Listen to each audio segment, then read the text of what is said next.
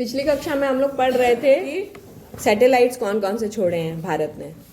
INSAT और IRS है ना, इंडियन नेशनल सैटेलाइट और इंडियन रिमोट सेंसिंग सैटेलाइट है ना, जो मौसम तथा अन्य चीज़ों की जानकारी ऊपर से हमको देते हैं। संसाधन और जो IRS हैं वो कि कहाँ कौन से संसाधन मौजूद हैं पृथ्वी पर है ना, वो बताते हैं। लोहा कहाँ मिलेगा, डायमंड कहाँ मिलेगा। इनको स्पेस में ले जाने वाले दो तरह के प्रक्षेपण ज्ञान होते हैं है ना।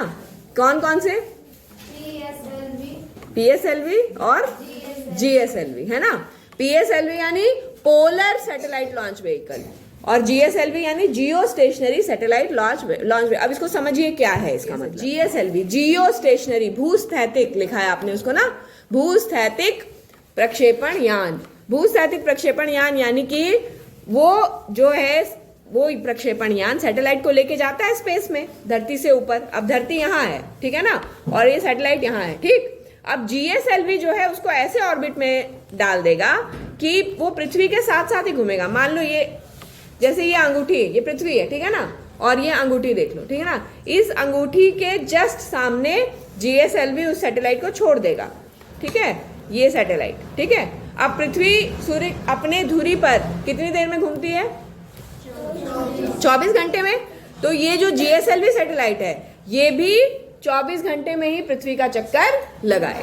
तो जब ये पृथ्वी 24 घंटे में घूम रही है और ये जो सैटेलाइट है ये 24 घंटे में इसका चक्कर लगा रहा है, तो हमेशा ये अंगूठी को ही फेस करते रहेगा है ना। तो हमेशा जैसे भारत का GSLV अगर कोई सैटेलाइट छोड़ा है तो हमेशा वो भारत को ही फेस करते रहेगा। समझ गए? ये होता है GSLV सैटेलाइट, भूस्थैतिक।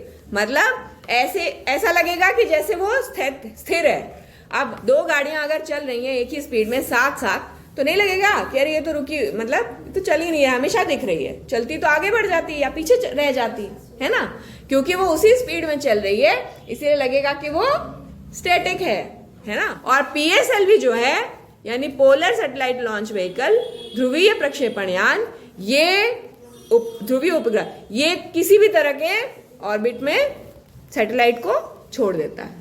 समझ गए?